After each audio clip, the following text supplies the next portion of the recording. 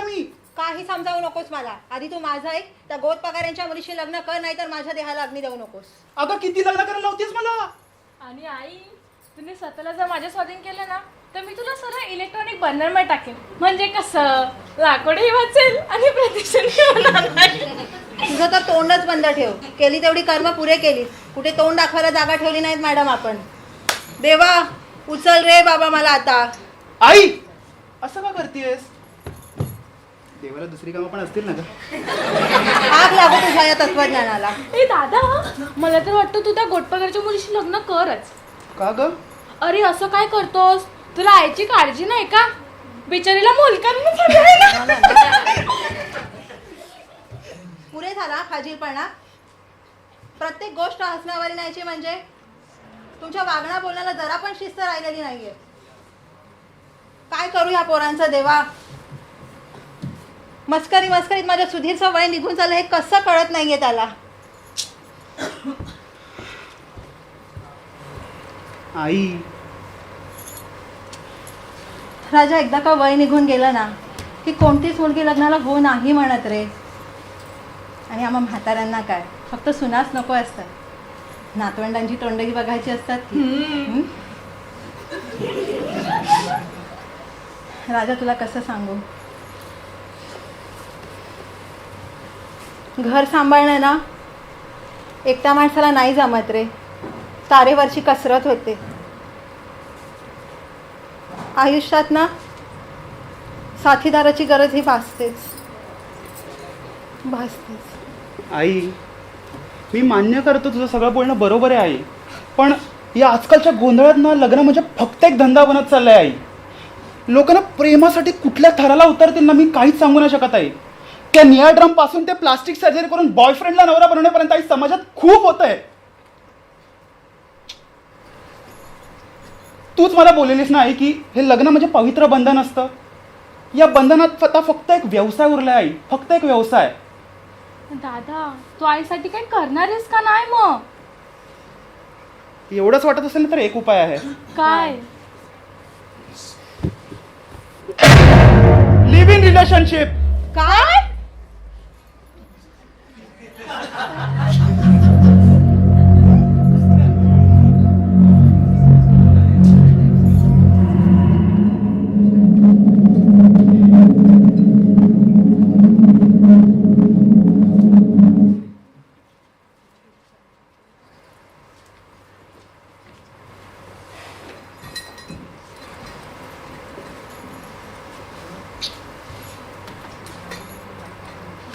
आई कुठे आहेस ग.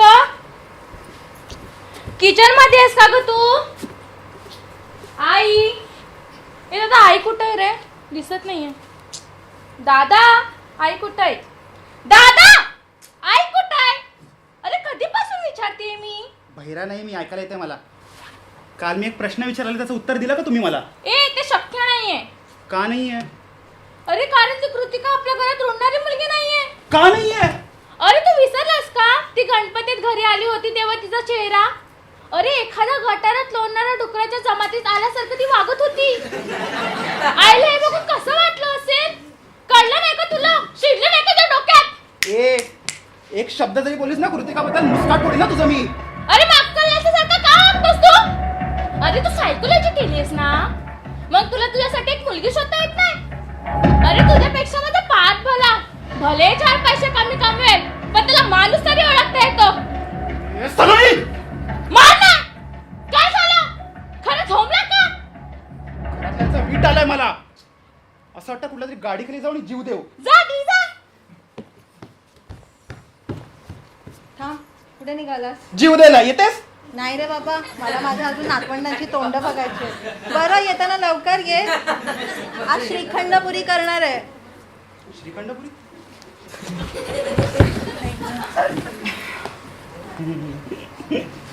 आई तू आलीस कामावरून.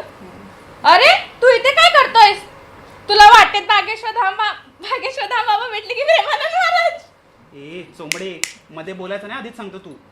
आई तुला माहितीये का. माहितीये स्वारी जीव द्यायला निघाली होती. श्रीखंडपुरीचं नाव काढलं म्हणताना गाडी थांबली. अच्छा तर तुला श्रीखंड धाम बाबांनी अडवलंय. हो पण एका अटीवर. ए आई अगं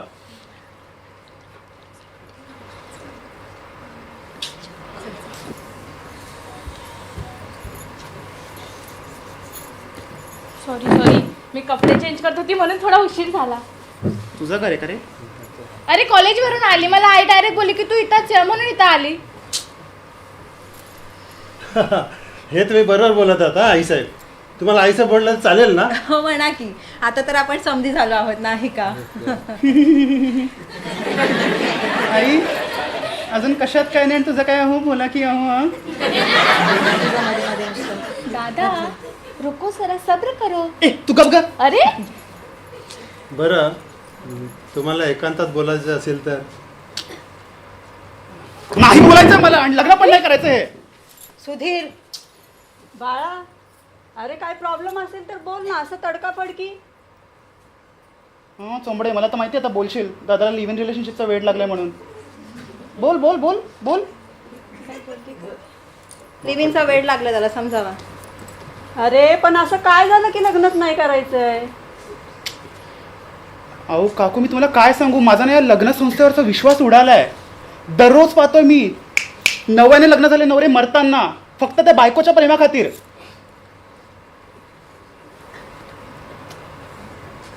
अरे असं बोलून कसं चालेल? पण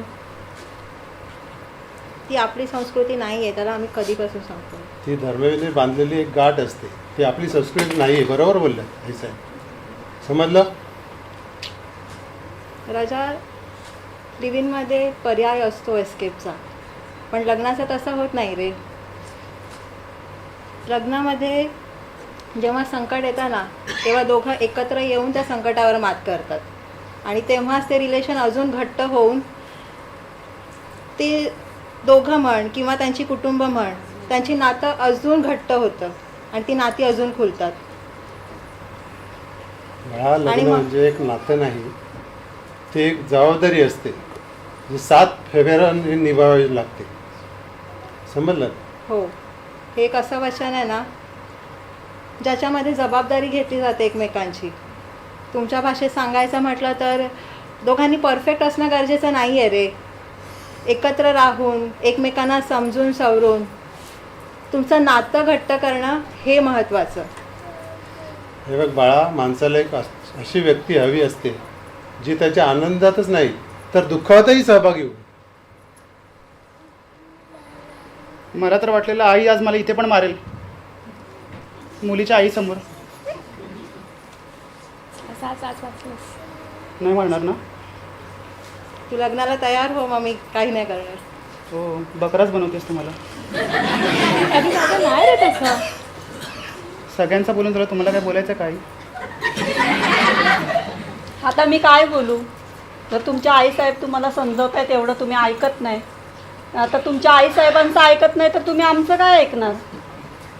आई मी पाहिलंय ग तू केवढा त्रास सहन केलायस ग, पण माझं एवढंच म्हणणं आहे की ना तो त्रास मी सहन केला पाहिजे ना माझ्या बायकोने सहन केला पाहिजे. काय करू ग मी याच्यावरती? हे बघ, लिव्हिंगमध्ये पर्याय असतो, मी तुला तेच म्हटलं, एस्केपचा पर्याय असतो, पण लग्नाचं तसं होत नाही. लग्न हे एकत्र राहून संकटावर मात करायला शिकवतं. वहिनी, अहो आपण आपल्या मुलांना आपल्या धर्माबद्दल ग्रंथाबद्दल समजवलं नाही तर दुसरं काय होणार आहे? सुधीर, चालेल ना सुधीर बोललेलं? काकू मी तुमच्या मुलाच्याच वयाचा आहे. चालेल. मग आता तरी काय होतोयच का लग्नाला तयार? हो बोल दादा, हो बोल. हो बाबा हो, आयुष्यातली खूप मोठी चूक होता आता तुम्ही वाचवलंय. So thank you so much. Actually thank you बोलण्याची वेळ खूप लवकर आली, पण बघू आता काय होतंय. सोबत निभावणं हे प्रत्येकाला जमत नाही किंवा ते त्याच्या स्वभावात नसतं. सोबत राहायचंच असेल तर लग्नाशिवाय हे राहता येतं की, जसं तुला हवंय लिव्ह इन वगैरे. पण सोबत निभावणं हे प्रत्येकाला जमत नाही किंवा ते त्याच्या स्वभावात नसतं. ठीक आहे. पण लग्नामध्ये लक्षात ठेव, लग्नामध्ये नातं नेहमी घट्ट होतं. तुम्ही आता एवढं बोलतायत तर ठीक आहे, आता मी काय बोलू शकतो. तुमच्यामुळे मी त्या बंधनावरती एकदा विश्वास ठेवतोय. थँक्यू सो मच मला खूप मोठी चुकी करण्यापासून वाचवण्यासाठी. Thank you so much. धन्यवाद वहिनी तुमचे पण, कारण मी त्याला किती समजावत होते तरी तो ऐकत नव्हता. आम्ही दोघी काय सांगू तुम्हाला, देवच पावला. देवच पावला तुमच्या मग कृपेने. मग खरंच आता पुढे काय करायचंय ठरवलंय? माझ्या तुमच्या होणाऱ्या बहिणीला तुमच्या बोलवा. मुलीशी आमच्या मुलाचं लग्न करून देऊयात. मग बोलू का? हो बोलवा बोलवा. की. हो आत्ता बोलवतो. कृतिका बेटा, कृतिका